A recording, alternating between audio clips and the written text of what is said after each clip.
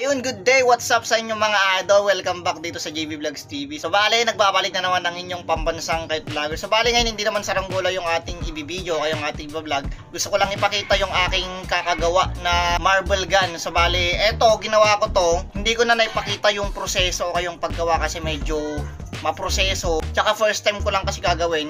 Kaya medyo mahirapan tayo kung ibibideo natin. So ang ginawa ko, di ko muna binideo, finocus ko muna yung paggawa. At ito nga pala yung naging outcome ng ating ginagawa. So bale ito hindi ko naman talaga totally na nimbento. So bale kumuha rin ako ng mga tips sa YouTube na pwede kong magamit para makagawa ako nito. So bale ang pinapanood ko palagi kung gusto nyong matuto pala sa paggawa ng marble gun, ang the best na para sa akin na vlogger ng ganito marble gun ay si Tatak Ilocano. So i-search na lang sa YouTube, makikita nyo yung mga gawa niyang marble gun at nagtutorial din siya. So eto, balik tayo sa video. Ayan, reveal na natin yung ating kakagawa. So bali yan yung ginawa natin. At hindi pa siya totally tapos, nasa ano pa lang 75% kasi wala pa yung kanyang igniter dito. Ayan, yung igniter niya. So yung grip niya nagawa ko na rin. Eto, kahoy lang siya. At etong mga body niya is PVC lahat. Oo. Ayan, ipakita natin ng mas maayos para makita nyo, obserban yung pagkakagawa niya. Bale yan pala yung ating ginawa. Yan. So bale yan, kakapi muna tayo dahil medyo malamig yung panahon. Ayan, 'di ba? Talagang damang-dama na yung lamig, Christmas o kaya New Year na kasi. Ayan. So bale itong ginawa natin ay may tank siya na may divider. So kung natatandaan nyo, gumagawa tayo ng mga marble gun, walang tank ay walang divider yung tank niya. So ang ginagawa rin natin, hindi siya buong PVC o kaya hindi PVC yung ginagawa kong tank niya. Ang ginagawa ko lang ay plastic bottle lang na yung pinaglagyan ng gamot o kayong insecticide. So ito yung kanyang takip. Yan. Tapos ito naman yung kanyang barrel. So itong barrel niya 3 layer na yan. So sa loob niya may nakapaloob dyan na 1/2. Tapos yung pinaka-inner niya na tube o kaya yung pinaka-inner niya na pipe ay aluminum pipe. So bale, ang sukat kasi na ito, hindi kasi siya dijolen. So ngayon ang ginawa ko naman ay ball bearing, hindi siya glass ball. So kapag sinabing ball bearing, bulitas yung kanyang bala. At ang sukat nung bala niya ay 8mm. Saktong-sakto sa nabili kong pipe. Sa Shopee ko lang kasi binili yung mga materialis ko, lahat as in sa Shopee. Pwera lang itong grip tsaka itong epoxy na pinangdikit natin syempre. Ayan, kung titingnan niyo mabuti yung pagkaka-design niya, mukha siyang FX. Ayan, yung tank niya parang PCP na rin kasi pinabilog dito. Natutunan ko lang yan kay Tatak Ilocano. Ayan.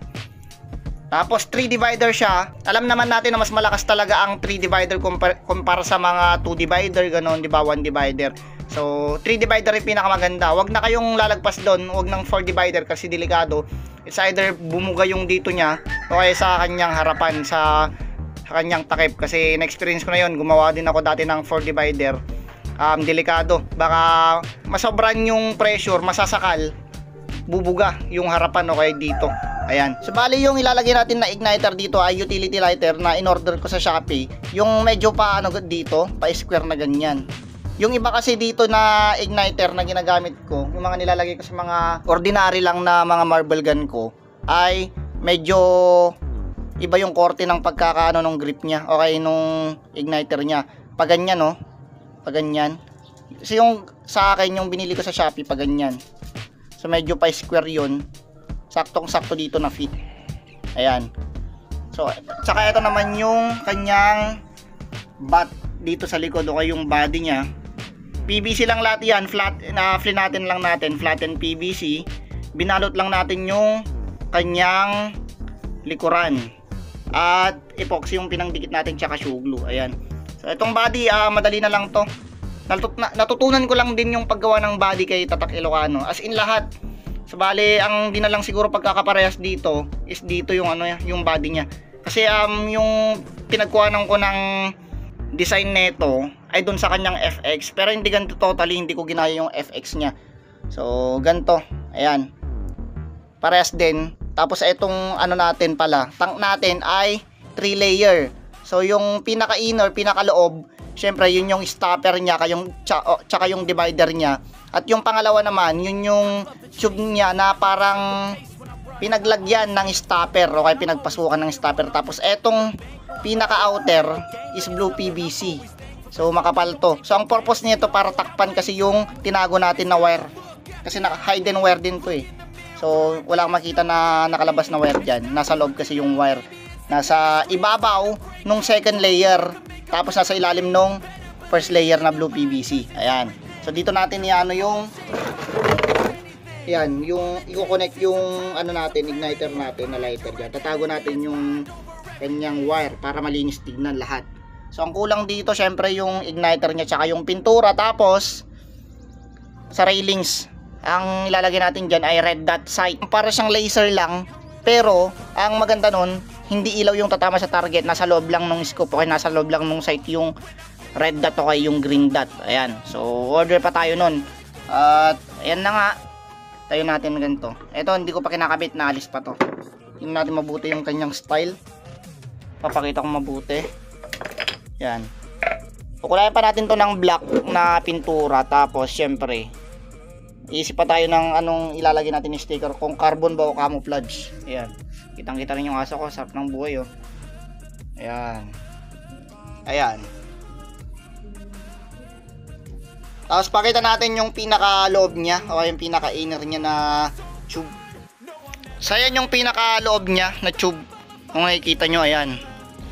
So bali 8mm steel ball yung fit na fit yan na ating gagamiting bala.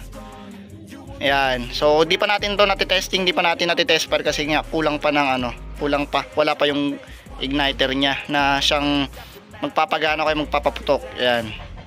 Tapos yung stopper niyan, since steel ball naman yung gamit natin, pwede maganda magnet. So hindi na natin ni-UP yung tubo, nilagyan na lang natin ng magnet sa pinakadulo. Para kapag nilagyan mo ng steel ball, didikit dun yung bala, 'di ba? Hindi na siya malalaglag. So dihulog lang siya, hindi siya bolt action. So kasi syempre para sa akin mas maganda pa rin yung dihulog kumpara sa bolt action. Ang ano lang sa bolt action maporma, pero ang advantage naman ng dihulog ay wala siyang singaw, 'di ba? As in wala siyang singaw, makakasa kang wala siyang singaw. Ayan. Ayos. So abangan niyo na lang yung finished product na ito dahil hindi pa siya tapos. Ayan. So, bali yun lang mga idol, sana nag-enjoy din kayo sa video natin ngayon kahit papaano, 'di ba? So pasensya na kayo kung medyo hindi ako nakaka-upload ng mga saranggola vlog sa ngayon kasi busy pa, marami pang pinagkakaabala na importante, di ba? Pero ga-upload pa rin tayo pag may time tayo, kaya kapag may mga malalakas na hangin, syempre sasamantalin natin magpalipad. So update ko rin sa mga saranggola ko. Bali may isa akong saranggola na naman na nawala, hindi ko lang na video nung kailan, yung last vlog natin, yung tutubi. So nalaglag siya, nalagutan na naman ng sumba, ganoon na naman yung nangyari. Nalaglag na naman kasi nawalan ng balanse. So next time gagawin ko na sa mga sumba ko, lalagyan ko na siya ng brace na tali. Yun nga lang, medyo mas hihina yung yung sumba mo kapag may brace na tali kasi hihina yung kanyang bawig o kaya parang lalambot yung bawig, hindi masyadong mahatak yung spin. Pero okay lang para at least kahit malagot yung sumba, hindi papaltik o kaya hindi unat yung bawig niya kasi yun nga may brace naman na tali at hindi na sisirok yung saranggola, diba? Madali lang naman magpalit ng spring. So yun lang, kung bagong bisita ka lang din naman sa aking channel, syempre pindutin mo na yung subscribe at yung notification bell para every time na mag-upload ako ng mga vlog o kaya ng mga videos na kagaya nito ay updated ka, okay? So kita-kitsa lang ulit sa mga future vlogs natin. Belated Merry Christmas at advance Happy New Year ulit, okay? So God bless.